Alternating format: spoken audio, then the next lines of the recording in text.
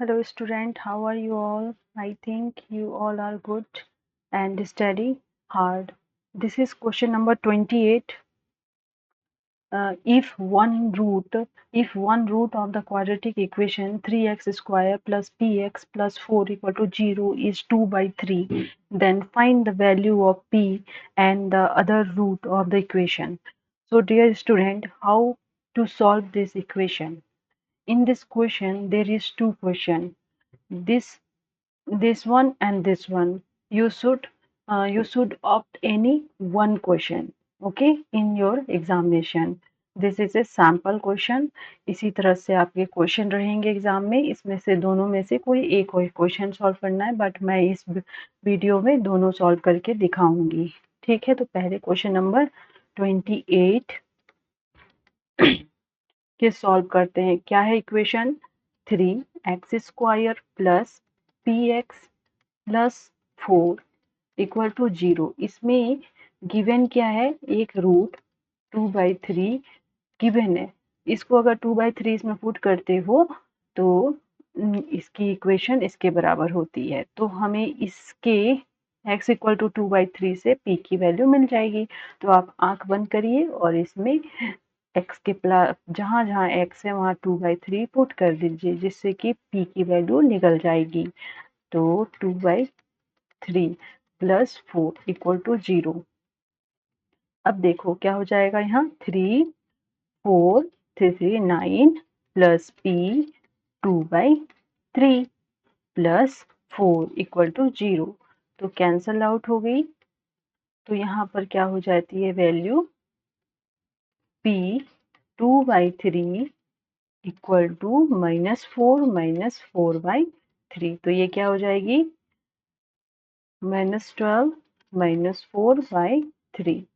तो इसके वैल्यू क्या हो गए? p 2/3 equal to -16/3। तो 3 कैंसल और 2 8 16। तो p की वैल्यू क्या आ गई? -8। Very simple. तो p की वैल्यू क्या आ गई? -8। अब इसमें क्या कहा गया है कि and the other root of equation, other root भी निकालना है। तो कैसे निकालोगे? ये p की वैल्यू आप इसमें पुट कर दो। इसे इक्वेशन नंबर 1 ले लेते हैं। किसे? इसे इक्वेशन नंबर 1 मान लेते हैं, जो आपका गिवन है। तो putting the value of p equal to -8 in equation 1। तो क्या हो जाएगी? 3x² minus 8x plus 4 equal 0। तो this equation, you have this equation. तो आप अब स्प्लिटिंग मेथड से इसके x की वैल्यू निकाल सकते हो। कैसे निकालते हैं? 3 4 जा 12, तो 12 इसकी एलसीएम है, 12 इसकी एलसीएम हो गई। तो 2 6 जा 12, 2 3 जा 6, 3 2 जा 6, 6 प्लस 2 8। ऐसे 8 आएगी ना, प्लस करके 8 लानी है। तो आप यहाँ क्या लिखोगे? 3x² minus 6x minus 2x plus 4 equal to 0। तो इससे क्या आ जाएगी? आपके यहाँ लिखती हूँ 3x कॉमन हो गया, तो x minus 6, sorry x minus 2, उसे इरेज कर लेते हैं। क्या है यहाँ पर? x minus 2। ठीक है, तो x माइनस 2, 3 2 जा 6 हो जाएगी, माइनस 2 कॉमन ले लिए तो x माइनस 2 इक्वल टू 0 हो गया। तो इससे क्या हो गया? एक तो 3x माइनस 2 आया और दूसरा x माइनस 2 इक्वल टू 0। तो इसके क्या मतलब हुए? एक 3x माइनस 2 इक्वल टू 0 और x माइनस 2 इक्वल टू 0, यही दो आया। तो आप क्या करोगे? x की वैल्यू इससे क्या आ गई? 2/3 और इससे क्या आ गई? 2 आ गई। तो आपके क्या क्या आंसर हो गए? एक तो p की वैल्यू हो गई -8 और x की वैल्यू क्या क्या आ गई? 2/3 एंड 2। ठीक है, तो यही आपके आंसर हो गए। ये आंसर हो गई। ठीक है, बहुत इजी था। आई थिंक कि आपको समझ में आ गया है। अब क्वेश्चन नंबर 28 के और पार्ट में चलते हैं। ठीक है, तो और बनाती हूँ क्वेश्चन नंबर 28 की और पार्ट। और में क्या करोगे, alpha and beta of quadratic equation, the root क्या है अल्फा एंड बीटा इस क्वाड्रेटिक इक्वेशन का, such that alpha minus beta equal to 1 given है। तो आपको इसी से k की वैल्यू निकालनी है। तो यहाँ क्या है, x square minus 5x plus 3k minus 1 equal to 0।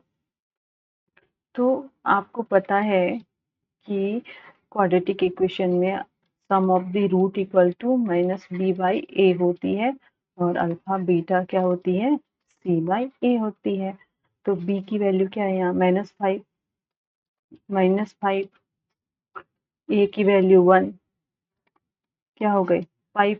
ठीक है, और यहाँ पर क्या हो गई वैल्यू, c की वैल्यू 3, k माइनस 1, a की वैल्यू बताओ, a की वैल्यू क्या है 1, तो ये हो गई 3k माइनस 1।